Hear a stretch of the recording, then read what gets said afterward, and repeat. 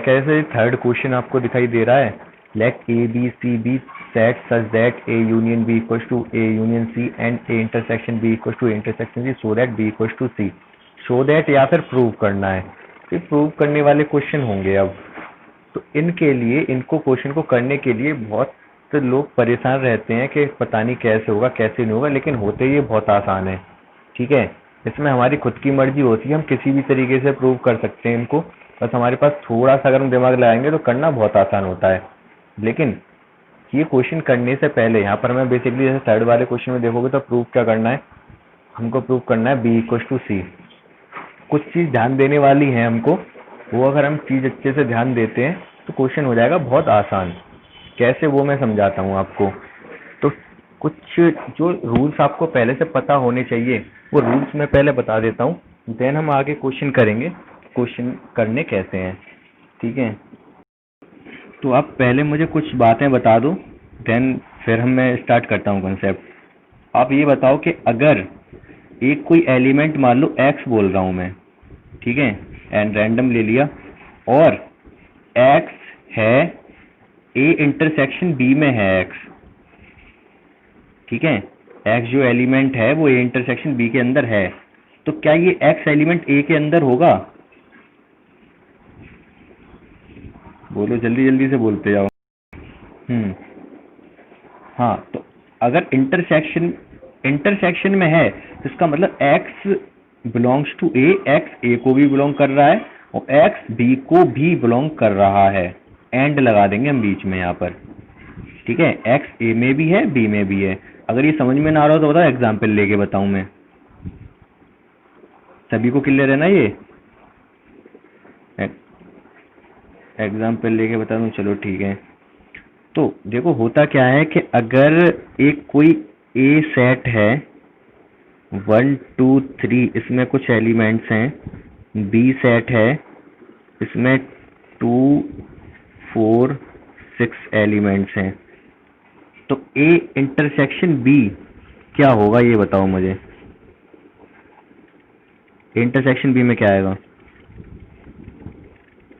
चलो एक और ले लो एलिमेंट, हाँ तो चलो एक और ले लेता हूँ, 1 भी ले लेता हूँ। अब बताओ मुझे ए इंटरसेक्शन भी 1 और 2 आएगा, ठीक है। अब अगर मैं ये बोल रहा हूँ कि एक कोई एलिमेंट ए के अंदर है, मान लो मैं 1 की बात कर रहा हूँ, तो अगर 1 ए इंटरसेक्शन बी के अंदर, अगर ए इंटरसेक्शन बी के अंदर 1 है तो इसका मतलब 1 ए में भी है और बी में भी है क्या नहीं? मान रहे हो मेरी बात को? अगर मैं बोल रहा हूं कि 2 ए इंटरसेक्शन बी में है, ये वाला 2, तो इसका मतलब 2 ए में भी है और बी में भी है, तभी तो वो इंटरसेक्शन में आ पाया।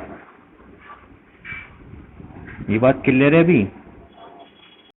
जब हम क्वेश्चन में करेंगे तब हमें एलिमेंट का कुछ नहीं पता होगा, जैसे यहाँ पे 1 और 2 लिख दिए, वहां पर हम एक्स वगैरह यूज करेंगे। तो वहां पर अगर मैंने ये लिख दिया कि एक्स एक एलिमेंट है ए इंटरसेक्शन बी का, तो हम बोल सकते हैं वहां पर x एलिमेंट होगा a का भी एंड x एलिमेंट होगा b का भी। ठीक है, ये बात तो क्लियर है आपको? ये वाली वही बात है जो अभी मैंने बताई कि x अगर कोई एलिमेंट है जो a इंटरसेक्शन b में है, इसका मतलब वो a में भी है और b में भी है। ठीक है, अब अगर मैं बोल रहा हूं यहाँ पर, जैसे मैं एक और जल्दी से ले लेता हूँ, a 1 2 3 है इसमें, और b में 2 3 4 6 है, 6 हटाओ नहीं बहुत है, तो a यूनियन b में क्या आएगा? जल्दी से बता दो मुझे। 1 2 3 4, बस यही आएगा। यहाँ तक तो कोई कंफ्यूजन नहीं है आपको? अब अगर बताओ मुझे, अगर मैं बोल रहा हूं कि एक कोई एलिमेंट है सपोज 1, ये जो कि ए यूनियन बी में है, ठीक है, तो क्या ये ए में है या बी में है, किस में होगा ये? बोलो, बोलते जाओ जल्दी जल्दी से, क्योंकि आपको अगर समझ नहीं आएगा तो फिर समझ नहीं आएगा आगे, अभी से समझ में आना जरूरी है, अटेंटिव रहना पड़ेगा थोड़ा और आपको। मैं अगर बोल रहा हूँ कि एक ए यूनियन बी है हमारे पास जिसमें ये एलिमेंट होंगे, ऑब्वियस सी बात है इसके अकॉर्डिंग। अगर मैं नहीं बता रहा आपको बी ए और बी क्या है, अब मान लो ए और बी आपके सामने नहीं है, तो अगर ए यूनियन बी दे रखा है बस आपको, ए यूनियन बी में अगर 1 है तो क्या ये 1 ए में है या बी में है?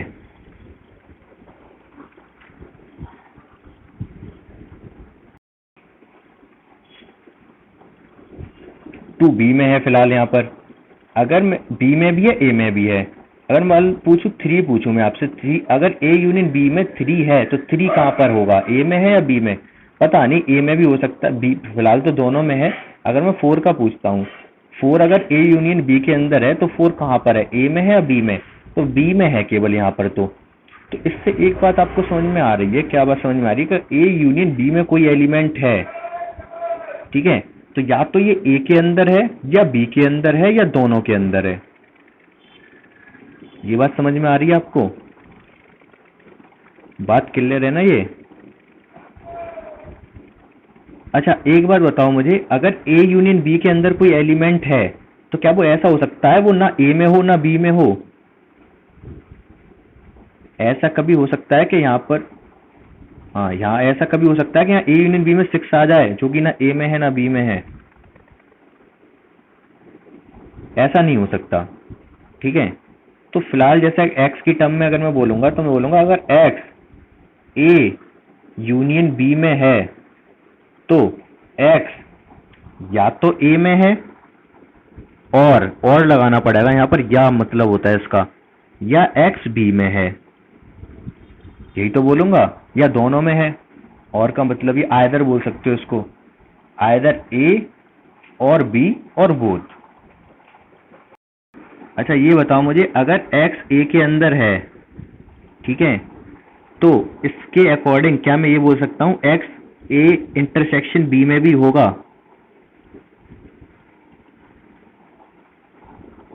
या फिर ये बोल सकता हूं x a यूनियन b में भी होगा? कौन दोनों 100% ट्रू है, कौन सा इसमें से,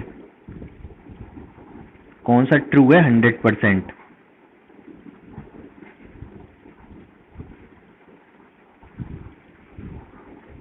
हाँ हो सकता है, नहीं होगा, ये वाला 100% ट्रू है, ये तो बिल्कुल ट्रू है। अगर ए में है तो ए यूनियन बी में तो होगा ही होगा। अगर ए में है एक्स तो हम नहीं कह सकते इंटरसेक्शन बी में होगा नहीं होगा, ये 100% ट्रू नहीं है। हो सकता है हो, अगर बी में, अगर एक्स बी में भी हुआ तब ए इंटरसेक्शन बी में होगा। हाँ जब बी में होगा तभी हो सकता है, ठीक है। जैसे मैं यहाँ पर कर दूं, जैसे एक्स मैंने ए में तो दे रखा है, मैं बोल रहा हूँ एक्स बी में भी है। अब कौन सा दूसरा, दोनों 100% ट्रू है, दोनों में से कोई एक नहीं है। एक्स ए के अंदर भी है बी के अंदर भी है, तो क्या एक्स ए इंटरसेक्शन बी में होगा?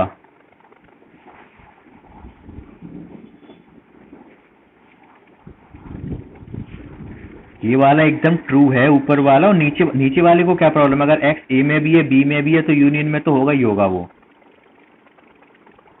यूनियन को क्या प्रॉब्लम होगी उससे? हाँ दोनों बिल्कुल ट्रू है, 100% ट्रू है दोनों, ठीक है। ये वाला क्वेश्चन आप पढ़ लो एक बार बस, show that A union B equal to A intersection B implies that A equal to B. Question समझ आ गया क्या कह रहा है? वो ये बोल रहा है कि अगर A union B A intersection B के इक्वल है तो आपको प्रूव करना है कि ए इक्वल बी है, ठीक है। तो करते हैं हम इसको। इम्प्लाइज का मतलब होता है कि अगर ये है तो ये भी होगा, ठीक है।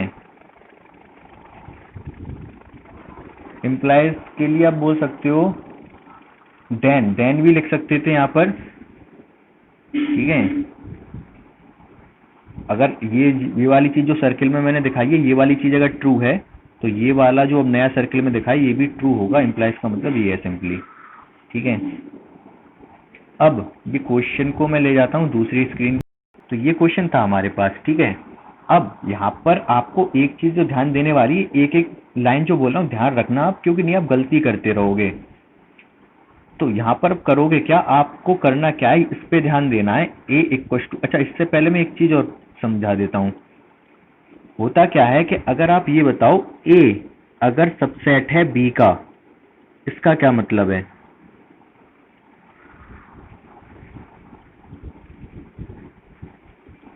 ठीक है, और बी भी सबसेट है ए का, ये दोनों ही चीज हैं, ए भी सबसेट है बी का, बी भी सबसेट है ए का, तो इक्वल है। क्योंकि जब, हाँ तो क्योंकि जब एग्जैक्टली इक्वल एलिमेंट होते हैं तब भी वो एक दूसरे के सबसेट होते हैं, ठीक है ना। तो यहाँ पर है क्या, अगर हमको प्रूव करना है, क्या प्रूव करना है, ए इक्वल टू बी, जो कि यहाँ पर इस वाले क्वेश्चन में है। एक सेकेंड। तो अगर हमें प्रूव करना है, क्या प्रूव करना है कि ए इक्वल टू बी, तो हमें क्या दिखाना पड़ेगा कि ए सबसेट है बी का, और दिखाना पड़ेगा बी सबसेट है ए का। हम बोल सकते हैं ए और बी इक्वल हैं। इतना क्लियर है आपको बहुत अच्छे से। अब एक और चीज समझो जो मैं समझाना चाह रहा हूं। यहाँ पर हम इस क्वेश्चन को करेंगे कैसे, मैं लेट करूंगा, यहाँ पर क्या लेट करूंगा, एक्स एलिमेंट है ए का, ठीक है। एक काम करता हूं, मैं कॉपी पे समझाता हूं, यहाँ पर पूरा क्वेश्चन हो नहीं पाएगा। यही क्वेश्चन था ना हमारा। तो अब हम करेंगे कैसे इसको, मैं क्या लेट करूंगा, let X is element of A, ठीक है।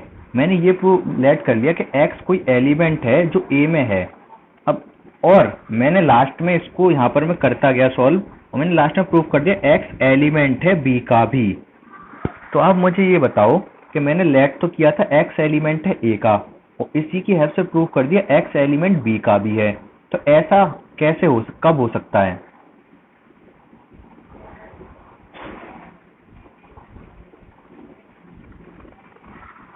नहीं नहीं, देखो यहाँ पर बेसिकली एग्जाम्पल से समझो। जैसे मैंने एक सेट लिया है 1 2 3, और बेसिकली यहाँ पर जो x है वो क्या है, ये 1 2 3 सब है, कोई एक पर्टिकुलर एलिमेंट नहीं है x।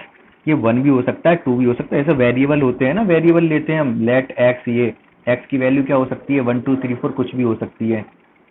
आ रही है बात समझ, एक कांस्टेंट होता है, एक वेरिएबल, वेरिएबल की वैल्यू कुछ भी हो सकती है। तो फिलहाल अगर x a में बोल रहा हूँ, इसका मतलब x 1 भी है, 2 भी है, 3 भी है, ठीक है।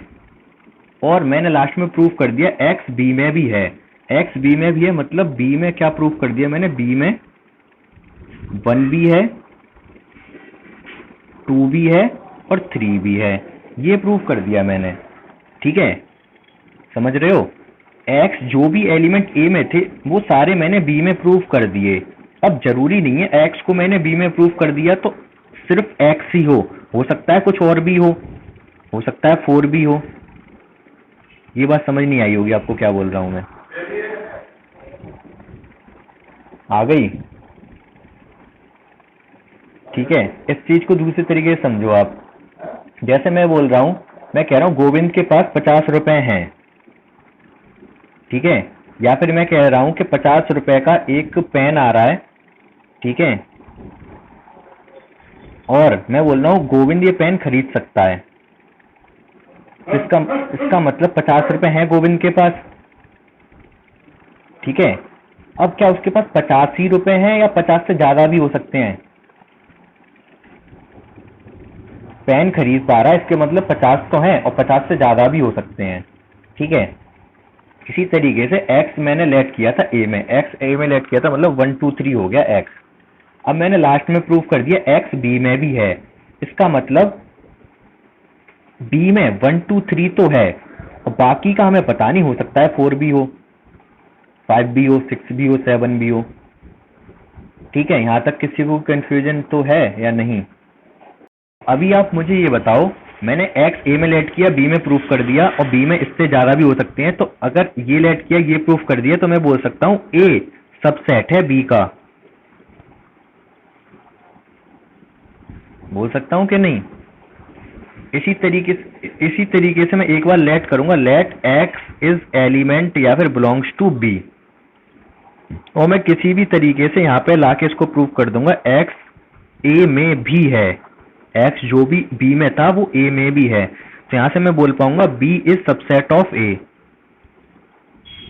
ठीक है, फ्रॉम इक्वेशन 1, अच्छा नीचे का तो दिख ही नहीं रहा, बोलते क्यों नहीं आप लोग, 1 एंड 2, 1 एंड 2 से x a सबसेट है b का, b सबसेट है a का, तो मैं बोल सकता हूं a इक्वल है b के, फ्रॉम 1 एंड 2। ये बात समझ आ रही है आपको? क्लियर है यहाँ तक? बोलो जल्दी से।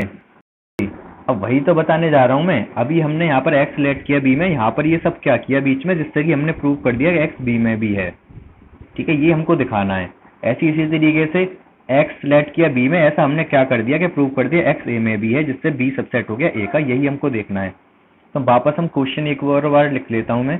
क्वेश्चन क्या था हमारे पास, गिवन कंडीशन क्या थी, a यूनियन b इक्वल था a इंटरसेक्शन b का। हमें प्रूव करना था a इक्वल टू b।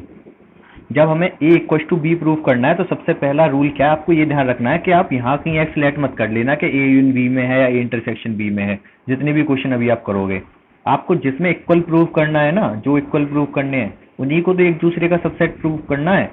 तो एक दूसरे का सबसेट प्रूव करना है तो इन्हीं में से किसी एक में आप x लेट करोगे पहले। बेसिकली हम a से स्टार्ट करेंगे। अब a इक्वल b प्रूव करना है तो हम क्या करेंगे, let x is element of a, या फिर x बिलोंग्स टू a। ठीक है, अब मुझे आप बताओ कि x अगर a में है तो मैं क्या लिख सकता हूं, x a यूनियन b में भी है या फिर x a इंटरसेक्शन b में भी है? बोलो जल्दी से। अभी मैंने बताया कंसेप्ट पूरा आपको। a इंटरसेक्शन b, अच्छा नहीं, सही कह रहा है। a इंटरसेक्शन b में होने के लिए तो b में भी होना जरूरी है उसका। क्या नहीं, पहले सुनो आप। x अगर a में है तो ये तो डेफिनेटली ट्रू है, then x a union b में भी होगा।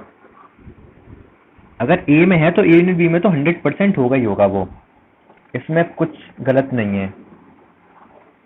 ठीक है, अगर a में कोई एलिमेंट है 1,2, तो चाहे मैं आप b में बताऊं क्या है क्या नहीं है, लेकिन आप बता सकते हो a यूनियन b में a 1,2 तो हो ही होगा। आ रही बात समझ? तो इसी तरीके से अगर x a में है तो a यूनियन b में तो होगा ही होगा वो। यहां तक आपको कोई प्रॉब्लम नहीं होनी चाहिए। अब मैं क्या लिख सकता हूं, x अगर a यूनियन b में है तो x a इंटरसेक्शन b में भी होगा। ये गिवन है। क्या गिवन है कि a यूनियन b इक्वल है a इंटरसेक्शन b के। ये तो गिवन है ना हमको, तो a यूनियन b की जगह मैं इंटरसेक्शन b लिख सकता हूं। ठीक है, अब देखो वही चीज है कि अगर x a इंटरसेक्शन b में भी है, इसका मतलब x belongs to a and x belongs to b। अगर x a इंटरसेक्शन b में तो a में भी होगा एंड b में भी होगा, तभी इंटरसेक्शन में हो सकता है वो। आई बात समझ? इंटरसेक्शन में होने का मतलब है, जैसे अगर a इंटरसेक्शन b में अगर मैं बोल रहा हूं 1 2 3 है, तो इसका मतलब 1 2 3 a में भी होगा और 1 2 3 अगर a इंटरसेक्शन b में 1 2 3 है तो a में भी 1 2 3 होगा, b में भी होगा, बाकी और भी एलिमेंट हो सकते हैं। अब यहाँ पर देखो हमने लेट करके क्या चले थे, हम x a में है, हमने प्रूव क्या कर दिया, x b में भी है।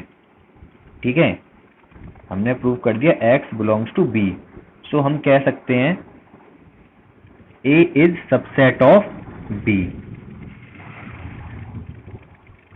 आवाज नहीं आ रही? आगे हम कैसे करेंगे इसको, आगे एक बार के अभी हमने क्या x को a में लेट किया था, अब हम लेट करेंगे x b में है। ठीक है, लेट। अब हमने अगर ये लेट कर लिया x b में है, देन अगेन हम क्या करेंगे, अगर x b में है तो a यूनियन b में तो होगा ही होगा ये। ठीक है, यहां तक भी कोई प्रॉब्लम नहीं है। अब अगर a यूनियन b में है तो x a इंटरसेक्शन b में भी होगा। क्यों? क्योंकि हमको गिवन है a यूनियन b इक्वल है a इंटरसेक्शन b के। तो ए यूनियन बी की जगह मैं इंटरसेक्शन बी रख सकता हूं। ठीक है, अगेन मैं क्या करूंगा, अगर एक्स ए इंटरसेक्शन बी में है तो एक्स ए में भी है, एक्स बी में भी है। अगर इंटरसेक्शन में होता है तो वो दोनों चीजों में होगा। तो वहां से मैं क्या बोल सकता था कि मैंने प्रूव क्या कर दिया था कि एक्स एलिमेंट है ए इंटरसेक्शन बी का। इसका मतलब एक्स ए में भी है एंड एक्स बी में भी है। प्रूव करके तो चले थे हम कि एक्स केवल बी में है, हमने ए में भी प्रूव कर दिया। तो इसका मतलब बी सबसेट है ए का। इक्वेशन 2, तो फ्रॉम इक्वेशन 1 एंड 2 हम बोल सकते हैं ए इक्वल टू बी। लिख दे रहा हूं यहां पर, फ्रॉम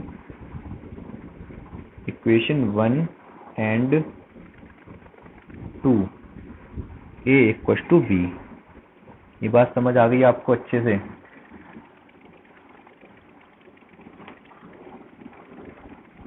कोई कंफ्यूजन है तो पूछ सकते हो आप। वैसे आसान है कंसेप्ट, एक बार आप अच्छे से समझिए फिर सारे क्वेश्चन बहुत इजीली कर लोगे। ये क्वेश्चन नंबर 3 आप मुझे बता दो कैसे होगा, तो मैं समझ जाऊंगा कि हाँ आपको समझ आ गया कंसेप्ट अच्छे से। क्वेश्चन नंबर 3 पढ़ लो और करके बता दो मुझे कैसे होगा।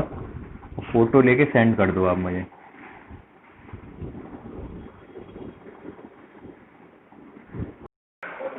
यहाँ पर आप ये बोलना चाह रहे हो कि ये हमें दे रखा है, ये वाली चीज ए यूनियन बी इक्वल है ए यूनियन सी के, तो आप कह रहे हो ए और सी को मैं इक्वल कर दूं। देखो ए और सी मैं दिखाता हूँ कैसे इक्वल नहीं होंगे। ए में मैंने कुछ एलिमेंट ले लिए, सपोज 1 2 3, तो बी और सी को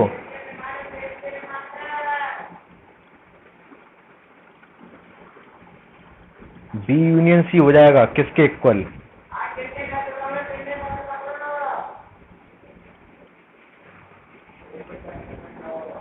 हाँ, बी और सी एक दूसरे के यूनियन किसके इक्वल किसके लिखूं कि ऐसी केवल बी यूनियन सी लिख दूं? अरे ये मतलब बी यूनियन सी जैसे ये आपस में इक्वल है यहाँ पर, तो ये भी आप किसी के इक्वल वगैरह ही तो दिखाओगे। और देखो ये कंफ्यूजन और किसी को हो सकती है, दूसरी वाली जो मैं बता रहा हूँ आप समझ लो लेकिन एक बार, क्योंकि अभी आपको ये लेट करके ये वेरीफाई करने भी होंगे।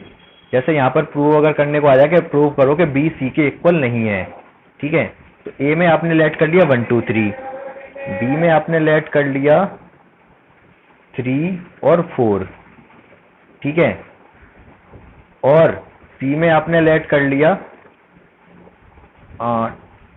1 3, या फिर 3 भी मत करो आप, 1 और 4। तो आप चेक करो यहाँ क्या बी और सी इक्वल हैं? बोलो, बी और सी इक्वल है कि नहीं? यहाँ पर नहीं है।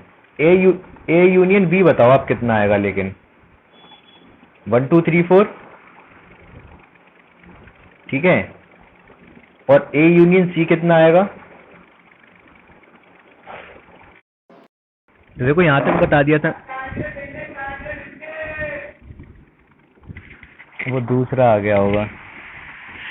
ए यूनियन बी 1 2 3 4 है, ये तो आपको दिख रहा है, ठीक है, 1 2 3 1 3 4 है, तो 1 2 3 4 हो गया। ऐसे ए यूनियन सी क्या होगा? ए यूनियन सी भी क्या हो जाएगा? 1 2 3 4 ही होगा शायद, ठीक है। तो हाँ, तो अब देखो आप ए यूनियन बी और ए यूनियन सी दोनों सेम हैं एग्जैक्टली, लेकिन बी और सी इक्वल नहीं है तब भी। तो ए यूनियन बी और ए यूनियन सी इक्वल होने का मतलब ये नहीं कि बी और सी भी इक्वल होंगे। आप लोग जितने भी एग्जाम्पल दे रखे हैं मिसलिनियस से पहले के वो सारे पढ़ लो, कुछ कंफ्यूजन होगा बता दूंगा मैं, और कुछ क्वेश्चन ट्राई करके आओगे, और जितने हो सकते हैं ठीक है कर लेना, बाकी हम कल डिस्कस कर लेंगे, ठीक है।